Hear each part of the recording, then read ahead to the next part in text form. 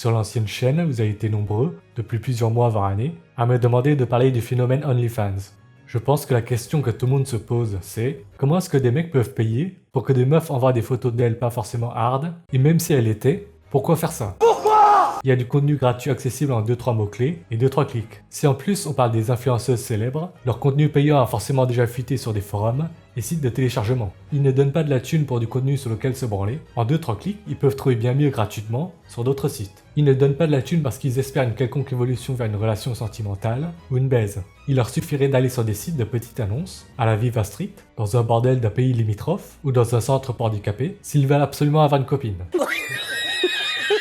Et de toute façon, ils le voient très bien que leur e-girl préférée a des centaines, des milliers, voire des millions d'autres fans, donc de potentiels concurrents plus séduisants. Ils savent très bien qu'ils ne sont pas à la hauteur. Moi, ta femme, je la baisse. Les mecs qui payent pour le OnlyFans d'une meuf, ils sont très rares à payer pour la contrepartie officielle. De l'eau de bain, des paix en boîte, des culottes sales, des photos exclusives de pieds, etc.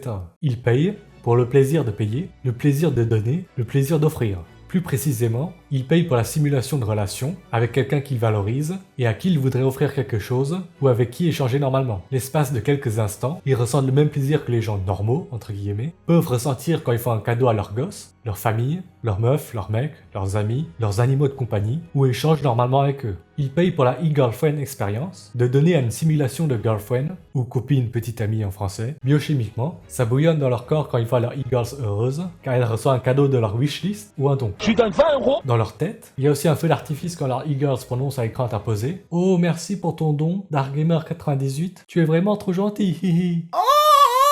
Les parents ressentent exactement la même chose en voyant leurs gosses déballer leurs cadeaux à Noël, parce qu'ils ne valent pas grand chose en tant que personne, à cause d'une génétique qui ne leur permet pas d'être assez beaux, intelligents, intéressants, etc. Donc ils n'arrivent pas à attirer des gens vers eux par ce qu'ils sont, donc ne peuvent pas recevoir ce genre de remerciements dans un contexte plus classique. Simplement avoir quelqu'un à qui offrir quelque chose ou avec qui échanger vite fait. Ils adoptent une e-girlfriend pour avoir quelqu'un à qui donner de l'amour, entre guillemets, avoir quelqu'un en qui investir du temps, de l'attention, de l'argent, ça leur donne du sens. À défaut d'avoir une meuf qu'ils désirent et qui les désire et avec qui ils pourraient échanger des cadeaux, échanger de la valeur. Ils veulent ressentir ce que ressentent des gens normaux qui se valorisent mutuellement lorsqu'ils s'échangent des cadeaux à Noël ou à des anniversaires. Mais jette-toi par la fenêtre, rends service à la société. Il y a des gens qui adoptent un gosse ou un kleps pour les mêmes raisons. Avoir quelqu'un avec qui échanger, à qui offrir. C'est aussi un peu comparable aux gens qui se dévouent dans des assos, comme les restos du cœur par exemple. Ils prennent plaisir à offrir, n'attendent pas forcément quelque chose de concret à la hauteur en retour. Donner et créer, c'est le vrai amour.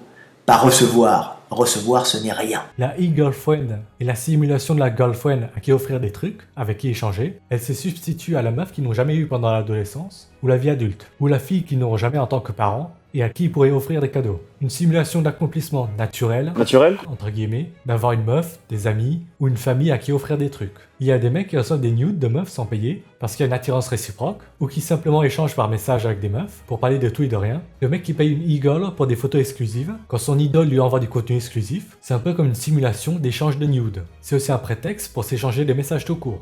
Salut, ça va? T'as fait quoi de beau? Voir la e-girl heureuse, voir la e-girl réussir, la voir s'acheter une maison à laquelle il a contribué par ses dons, c'est en même temps un accomplissement par procuration. Comme des parents et des conjoints sont fiers quand leurs gosses ou partenaires réussissent des trucs. Tu seras heureux. Dans cette vidéo, j'ai parlé des mecs qui payent, mais c'est la même chose avec les meufs quand elles sont confrontées à l'élite des mecs. Jérémy Mix ou plein d'autres célébrités vivent aussi ça. Lorsqu'il y a une différence de valeur, il y a toujours quelqu'un qui simp plus que l'autre. Une des deux personnes a du pouvoir sur l'autre, arrive à aspirer sa valeur. Et ça ce soir, ça va se savoir. Bref, pour conclure, les mecs qui payent des OnlyFans, c'est très souvent pour une simulation d'expérience de vie que des gens mieux dotés génétiquement vivent sans avoir à payer, ou payent moins. En tout cas, l'expérience des gens supérieurs génétiquement est bien plus qualitative, bien plus immersive pour le même prix, ou même à un prix inférieur. 10 euros moins cher. On pourrait dans une certaine mesure comparer ça à de la métaverse, aux jeux vidéo, aux émissions de télé-réalité, au fait d'être fan d'une équipe de foot, d'être croyant en une religion aussi. Bon, sinon pour illustrer tout ce que je viens de dire, vous pouvez aussi regarder les 5 premières minutes de cette vidéo sur les Tokyo Idols au Japon.